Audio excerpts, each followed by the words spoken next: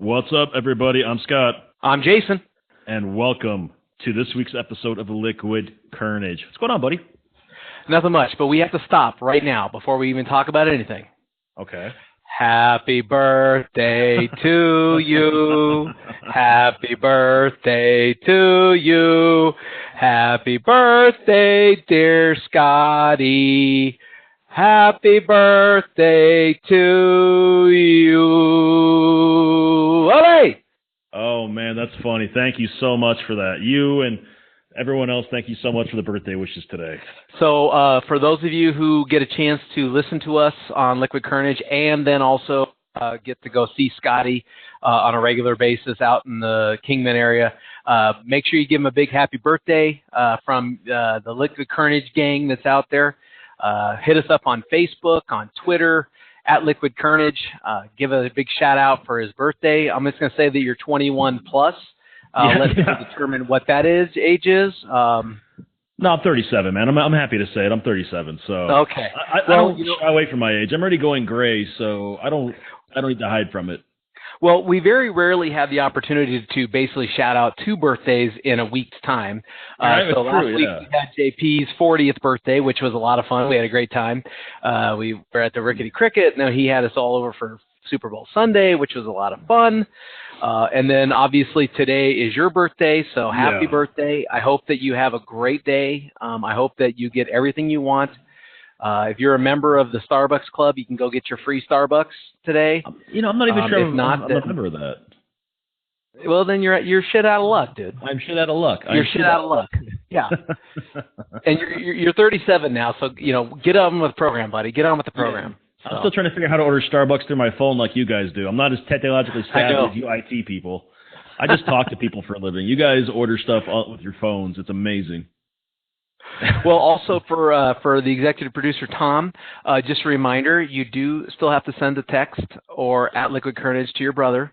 It is his birthday today, so you're not off the hook anymore. You've listened to the podcast. You must accept his birthday. Yeah, Tom's always sent some wonderful birthday cards. There's one that really just stuck with me. It was like in the spring of 1980, our parents were bored. 9 months later, you were here. Happy birthday. That's brotherly love, That is brotherly love at its finest right there. And I would venture to say that it was predetermined that he and I were going to be brothers, for as different as we are. It was not free will. We were meant to be here. What was his birthday? What's his birthday? He is April 7th, 1979. So we got a couple months. Yeah, he's 22 months older than I am. So wow, perfect. See, your parents just wanted to do air and a spare and get it over with. That's right. That was the extra kid. He was the smart one, and I was the smart, good-looking one. So it worked out pretty well for him. Wow. Well, Scott, last weekend I finished a book called The Bridge of San Luis.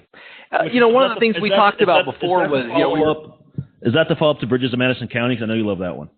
Oh God, yeah. Oh, big time. Okay. Big time. Good. Just checking. Carry on.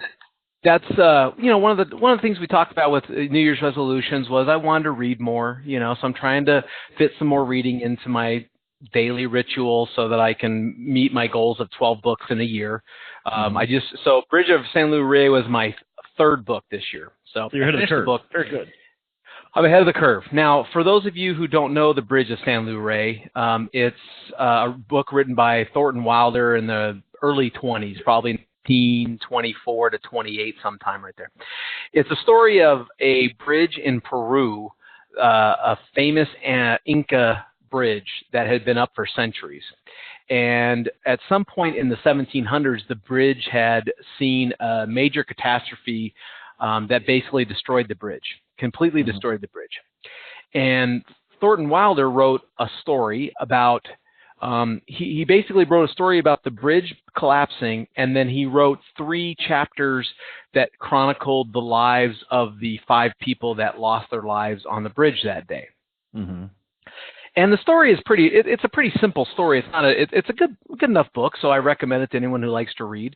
But what it got me thinking about, and I think what the author was trying to get at was, these 5 people that died on the bridge, some of their paths to get to the bridge on that fateful day at that specific time got me thinking, was their place on that bridge predetermined by some omnipotent God that said you are going to die on this particular day on this particular bridge under these circumstances? Or was it just a fateful day that they just happened to be in the wrong place at the wrong time?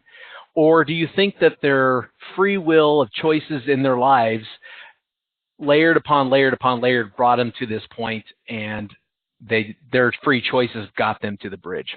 So it got me thinking. So I did some research, and I thought, what a great topic today is to discuss the difference between being fatefully drawn someplace, being predetermined to a place, or if our free choices make our lives and make them either good, bad, or indifferent. That's a very interesting concept right there. Yeah. I can appreciate this episode.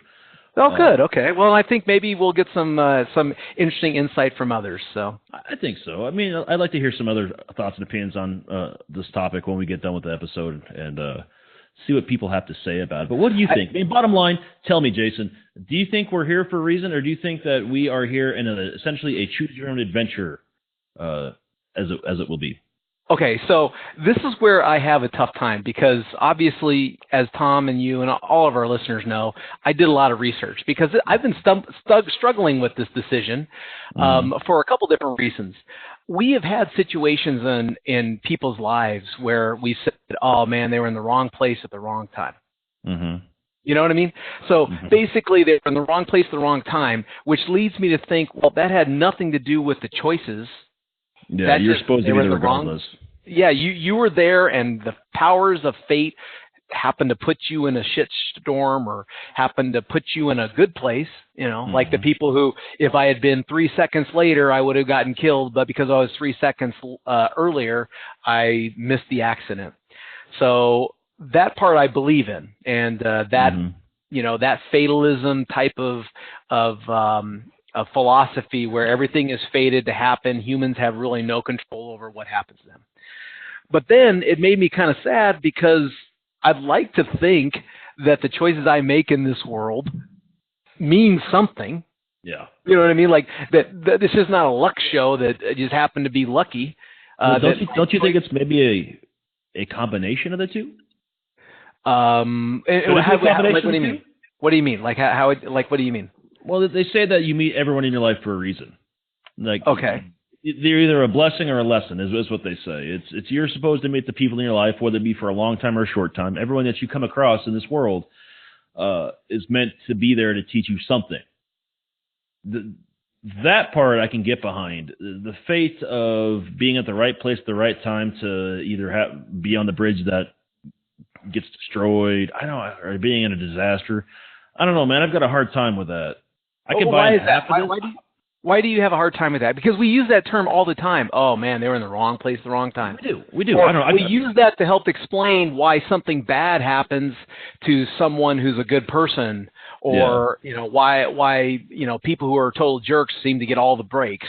Yeah. No, we use that term all the time. So I guess I'd like to hear why you think that you have a tougher time with that concept. I don't know, man. To me, it feels like there's just there's luck involved, good, bad, indifferent. I don't think that, well, I'm supposed to be at this corner at this particular point in time of the day, and that's how I'm going to go, is this car is going to hit me. Because there's a whole lot of things that have to happen for that to happen. That car has to be right on time, as far as when it's going to hit you. You know what I'm saying? Like, it's going to be passing, and you can't look around. You can't be distracted. You have to be walking right into it. You follow what I'm saying? I know it sounds kind of weird, but... so you have to rely... the powers of fate have to rely not only on your choices, but the choices of every other person, and the choices of the weather, and the choices of who's driving the car. Exactly. It's the butterfly effect. Have you heard about the butterfly effect? No. What's that? The butterfly effect is essentially... there's a movie about it way back when, starring Ashton Kutcher about 15 years ago, and it's about time travel, where essentially if you could travel back in time, even the most different, slightest flap of a butterfly's wings could change the entire outcome of our universe. Oh, that makes sense. Okay. Like that extra flap, whatever, can affect that wind just enough to push, whatever, a bullet to the left to avoid hitting somebody that should have been dead, or change someone's luck completely. for good or for bad. And it just takes that one little thing. Okay, so that sounds a lot like the many worlds philosophy, which is basically it's your choose your own adventure story. You have many timelines going all at the same time, and every decision that you choose transfers you to a timeline that's going parallel. Like imagine out on both sides of you at infinity, you walk through life, and as you go through the life, every decision that you make then takes you to a different alternative reality life, right? It's very similar to the Mandela effect, yeah. Okay. So now here's where so I thought about that. So I thought, okay, that makes sense. Every decision I make does have an impact, okay? But one of the things about the choose your own story philosophy, if we want to call it that, is that at the end of the day, all of the pages are already written in the book, right? So choosing your own adventure, like choosing the many worlds, all of those stories, every combination of the story is known. It's already predetermined, right? So it is already predetermined that you know the story, you know how it's going to end. If you were to read the book from cover to cover, any combination of your decisions already has the outcome established. Well, you don't know that the outcome is established, but it's got the outcome established. Let me take that one step further then. Do you ever think that maybe Men in Black was right? Maybe we're just one giant science experiment or for some other species that's bigger and better than all of us? I haven't really thought about that. I could see that being a philosophy, though. I mean, I really could. I mean, it makes sense. Like, I never believed for a moment that we were the only people in this universe. And everything, we're the only ones in the universe, and the universe is just a bunch of other planets and gases and all this other stuff, but we're the only ones in. I never believed that. And I only bring that up because I fell down a YouTube rabbit hole the other night when I was trying to sleep. Have you ever fallen down one of those YouTube rabbit holes? You start looking for like a funny clip on something, and it says, if you watch this, you might like this, and it just kind of starts getting weirder and weirder and weirder. Oh, okay. Have you ever done that with YouTube? I've never done that before, no. I've never done that before. If you've never fallen down the YouTube rabbit hole, man, everyone's done it at some point, or they will at some point. It's pretty entertaining. Yes, I'm sorry, I have. Where you watch one video, and then they refer another video to you, and you choose that one, and then you go down there. Going and going and going. And I forget what I started off with. I started off with some weird music video. I was just trying to find an old school from when we were kids. And it just kept going, and like 2 hours later, because that's what happens. You lose 2 hours in the blink of an eye. I came across like the 13 alien species that have already been identified on Earth, but no one's talking about. And that was one of the theories, is that maybe we're just a giant science experiment for one of those aliens. Again, going back to our conspiracy theory episode last summer about, we're just someone's science experiment. Wow. Okay. That's a little deep. And that could be. It's my birthday, so you have to indulge me on that. Yeah, your birthday, you get to do whatever you want, buddy. You want to talk about that, we'll do that, man. But here's the thing. So if you do the choose your own adventure, and if you take that the next step, that everything is predetermined, then the question becomes, all of those paths, we know what the ending is. We know what the ending is. So it really doesn't matter what choices we make, because everything is already predetermined on where we're going to end. Well, we're all going to die at some point. Well, what I mean is that what you're talking about? Like we're all destination. No, I guess what I'm trying to allude to is that predetermined means that all events are determined in advance. Yeah. Which means that it doesn't really matter what choice you make. As soon as you make that choice, it's already predetermined where you're going to end up. No. We don't think that we are, because we're standing right here at this moment in time, we think that our free choice our free will is leading us. So if we're going down one path, we can easily switch over and totally change our destiny. If you believe in predetermination. So essentially, though, you're still creating your own destiny, because if you have all those different alternative realities to jump into as you make your decisions, you can continue to jump until you get the results you want, as long as you're willing to work and accept those consequences. Well, but the predetermined people would say your choices are only free in your mind.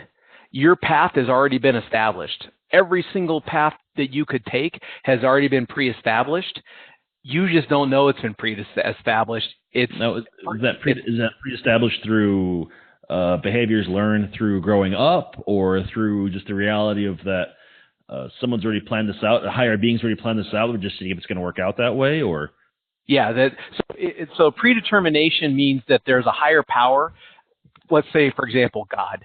God knows every single one of us has a path and already knows that path and already has determined what that path is going to be. Mm-hmm. We are erroneously convinced that our free will chooses that path. Mm-hmm. But under predetermination, God has already chosen that path, or an omnipotent power has already chosen that path. Mm-hmm. And doesn't matter what we do, what we think is free will is really it's just taking you to exactly where I would have planned for you to go. I don't know if I can get behind the idea of a predetermined path. I really don't. I mean, I've seen enough weird shit happen in this world to where I don't see it. I do believe in reincarnation. I do believe in soulmates, as far as not like the one great love of your life, but sometimes you meet somebody and you just have that, I've known you and I get you and you get me, and it feels deeper on a lot of levels, you know? Okay. And, you know, I believe in that. I believe that souls are supposed to be connected to each other one way or the other, time and time again through reincarnation. But okay, so you don't mind the reincarnation part, but is there something that bothers you about the free will? Like, I don't want to give up my free will. I don't want to live in a world where everything has already been predetermined for me and I'm just walking through it without any choices. I don't know. I think if you live in a world where you believe that there's no free will and you're just doing this because this is how your life's already been determined to be, you're phoning it in. Whoa. Yeah, I mean, you're done. At that point, then why the fuck am I doing anything? Because this is already figured out, so what's going to be is going to be. I don't need to do anything. Ergo, the results of me phoning it in are where I'm supposed to be right now. Well, the problem I have with the predetermination, because I don't know if I believe in the predetermination that every life is already pre-thought of and going, because frankly, it would be hard for me. It'd be hard pressed for me to recognize and believe that some people are blessed with perfect lives that are predetermined for them, and other people are blessed with their children die at an early age paths in their lives. You know, that being a predetermined, God has set that up. Yeah, now, I don't know if I that being said, find that per se. Yeah. That being said, I guess I don't have it's funny, I don't have a problem with the many worlds concept of choosing your own adventure, that all of those stories are predetermined, but you get to choose which way you want to go. And so you have the sense of free will on each path that you go on, but ultimately all of the stories are predetermined of what the end of the story is. Mm-hmm. So I guess it's a combination of free will and predetermination, which I guess is not possible. But I guess does that go back to that mini world choose your own adventure story, where you have a series of adventures you can choose, and the outcome of those adventures are determined, but you have the choice to decide which path you want to take. Yeah. Okay. I mean, that goes back. What's that Robert Frost poem? I came to a fork in the road, and I took the road less traveled, and it's made all the difference in the world. Yeah. Yeah. That's what this is. And that's exactly what they're saying. It's like, no matter what happens in life, man, if you're willing to put the work in, yes or no, you're choosing that, and that's your path, and you're either going to succeed or you're not. But that's the path you chose, so you create your own reality by making that choice. Well, okay, so let me ask you this, though, Scott. Let's take a football team. Okay? A football team. And you have two players that have taken the same path to get to the NFL. Mm-hmm. Why is their stories completely different if they've taken the same path to get to the NFL? You talk about like same position players, or just saying? Yeah. Okay. For example, let's take I don't know, two wide receivers who both came in at the same time. Okay. One of them becomes a superstar success person. One of them is just an average player. Yet they're both of their paths to get to the NFL were the same. They both went to college. They both graduated college. They both went on to get drafted by a team in the NFL. It seems like there's got to be more than just, I mean, we chose the same adventure. Why is our outcomes different? I look at it like this. I'll use two different receivers from two different eras as a prime example. Okay. Jerry Rice, drafted in 1985 by the San Francisco 49ers out of Mississippi Valley State. Do you know where Mississippi Valley State is? And I'm assuming it's in Mississippi, but I have no idea. I'm assuming the same thing. It's in a valley in Mississippi. That's all I know. He went to college. Okay. I'm sure that was either 2A or 3A ball at that point. But either way, that was not Division I ball. That wasn't playing for Notre Dame or the U or Ohio State. That was playing for a lower level team. Correct? Yes, right. And even the idea of getting drafted someone from that school is very distant. Jerry Rice got drafted, and his work ethic is what got him to greatness. Okay. His work ethic is what got him there. Larry Fitzgerald went to a prep school, took a year off between football at high school and college to actually get his grades up to get into Pittsburgh. And he got drafted because of his determination, because of his work ethic. Okay. Then you look at someone like, I don't know, the guy who gets drafted in the 4th round by the Cleveland Browns and never sees the field. Some people just are happy getting drafted, and it doesn't click for them. They can put all the work in the world, but you can determine who understands the plays and who doesn't understand the plays, who's not putting the work in.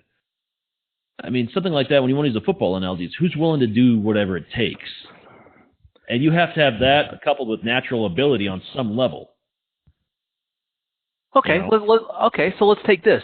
Do you think that Larry Fitzgerald would be who he is today if he played for the Cleveland Browns? I do. So you think that he would still be as successful in a different team than he would be with the Arizona Cardinals in the career that he's had? He might have taken a different path as a result of being drafted by the Browns. He might not have been a one-team career guy. You know, he might have had a couple decent years. Back when he was drafted, I mean, the Browns they weren't horrible like they are now, but they were, serviceable. I forget which quarterback was starting back then. But, I mean, irregardless, he might have had a couple decent years to get his feet wet, and he could have gone and signed off. He's the Braylon Edwards type. Braylon Edwards got drafted by the Browns 1st round, about the same time Fitzgerald did, the year or two after maybe. And he wasn't horrible with the Browns. He did decent, but he signed a big-time contract with the Jets, and he just kind of fizzled out there after a while. But he put the time and he put the work in. It's just it's a victim of circumstance at a certain point, too. It's a system. It's having the right coaching. It's knowing what you do, that you're willing to learn what you don't know. Okay, so let's look at it from 3 different angles then on our discussion. If you took a fatalist philosophy of Larry Fitzgerald, which is basically fate just happened, humans had really no control over that. Okay. You could say Larry Fitzgerald put all the work and all the time in, and it was out of his control. It just happened to be that the Cardinals drafted him, but it could have easily been someone else. Fate interjected, and he had no control over that. Okay, so that's one option. Second option is the choose your own adventure option.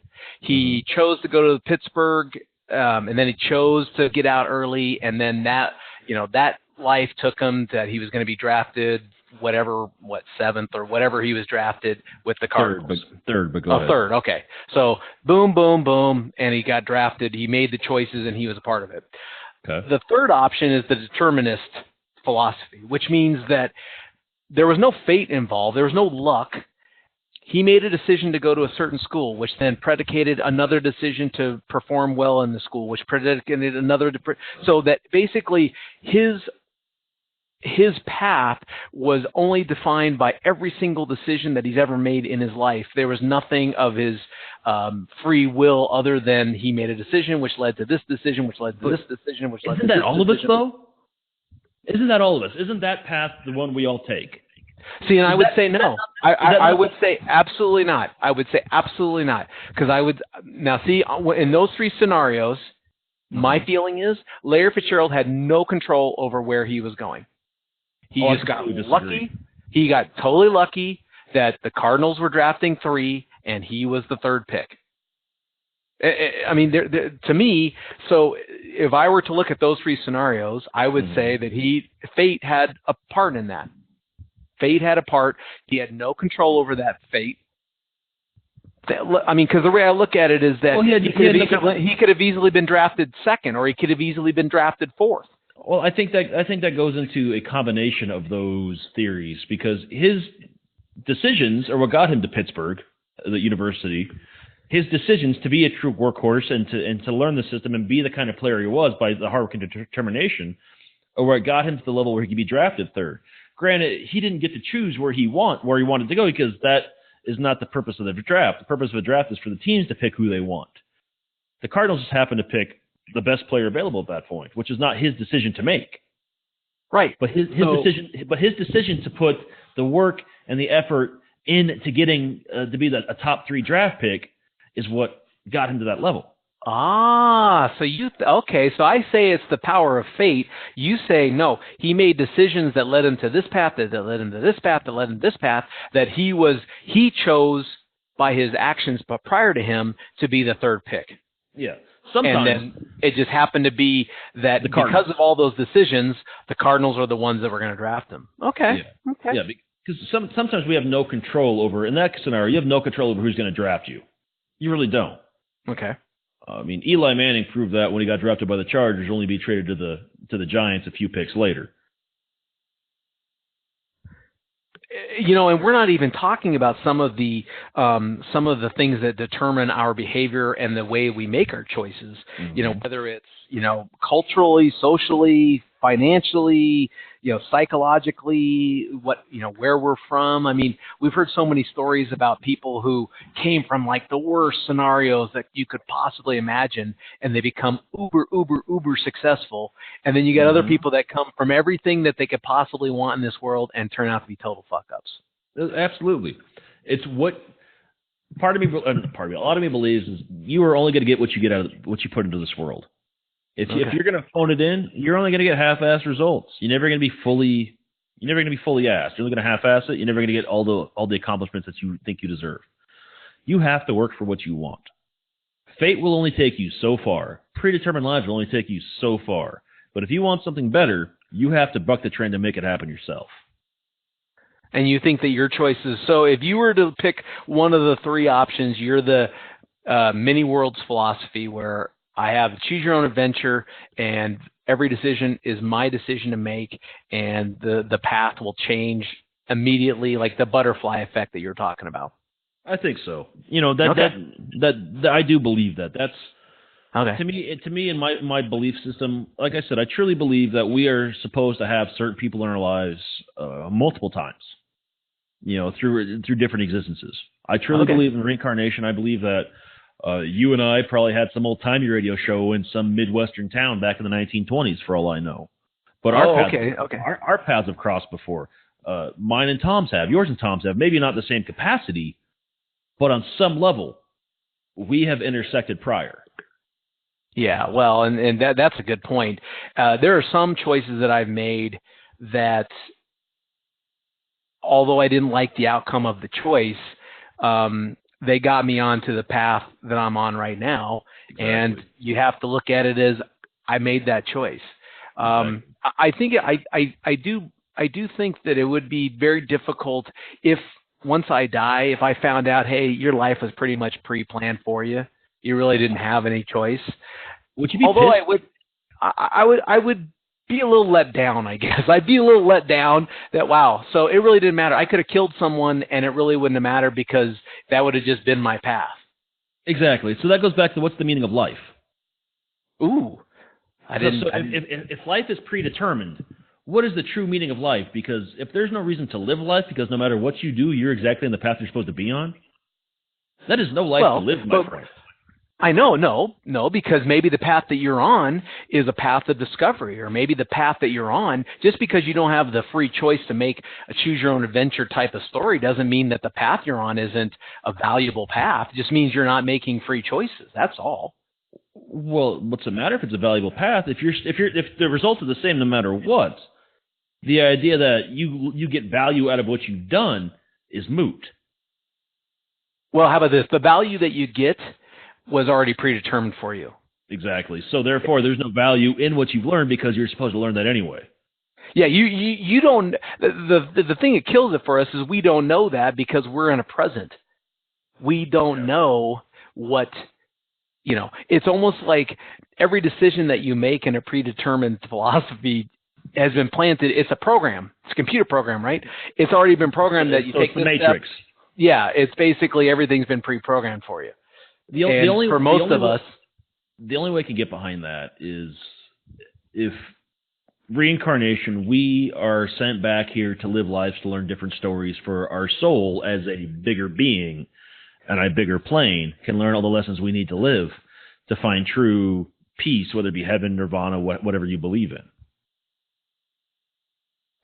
So we'll wrap it up this way. So when I tell you the story of the bridge of San Luis Rey, and Ray, and you think about there are 5 people who happened to just be on the bridge at the time when the collapse happened and they died. Where do you think? How do you think they got on the bridge? Do you think that they made choices throughout their life that brought them to that bridge? I don't know if it was choices in their life, but I think a choice that day. For all you know, that was a detour someone took going to a different store or deciding they wanted to take the long way home from work. I don't know what the circumstances were to bring those people to that bridge. But like you said, like we talked about earlier, sometimes you're the right place at the right time, the wrong place at the wrong time. And I'm not sure that I can buy into the fact that they were supposed to be there to die in that certain way. But I'll leave it at this, man. When your time's up, because no matter what happens, none of us get out of this thing alive. I understand that. So for me, I think if I were now looking at that story and answering the question that the author posed was, did they choose to be there through their actions over the course of a lifetime that brought them to that bridge? Or was it a fate thing where they, basically were in the wrong place at the wrong time? Or was their life already pre-planned and they were supposed to be on that bridge? I think I would probably... It's hard for me. I think I believe in the fatalistic view, if I were going to look at it, that I have free choices, but sometimes the powers of fate rule my life and take my choices and blow them right in my face. I would not disagree that on some level.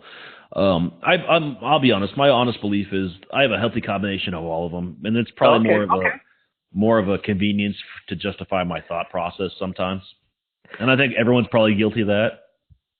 I think that one of the things that I think most people would venture to say is that for whatever reason, it's in our nature to feel like I did something good and I'm getting recognized for it, or I did a good job at work. I chose to do that, and I'm getting recognized for that. I think most people would be a slap in the face or a punch in the gut if they found out that it really didn't matter what you did.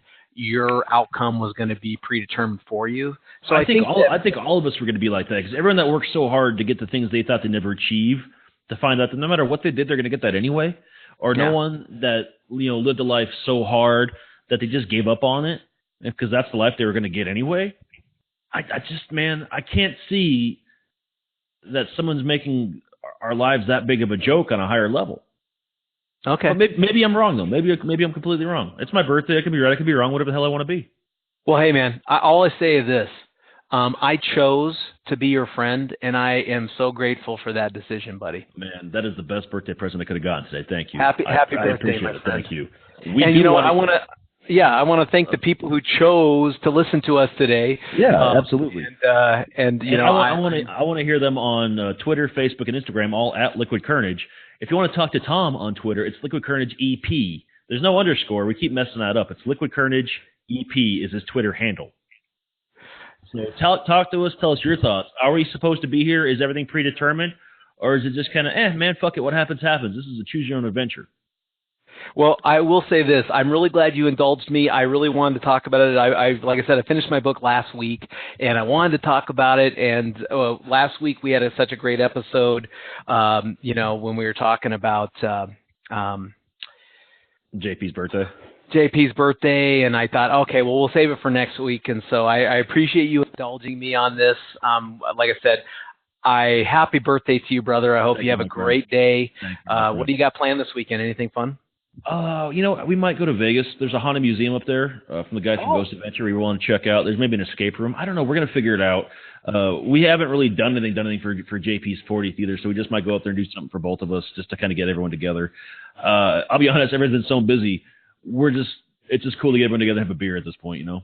Yeah. We've have some stuff in Phoenix that we had to go to, so we had to choose: do we come up for doing a trip to Vegas this weekend, or do we go to JP's birthday last weekend? And we couldn't do both, so we definitely established, okay, we are going to go up for JP's birthday. We had a lot of fun though. Met at the Rickety Cricket, had a great time. Never seen JP like that. Shout out to JP, buddy. I've never seen JP in that sort of drunken stupor before. And you guys left before it got bad.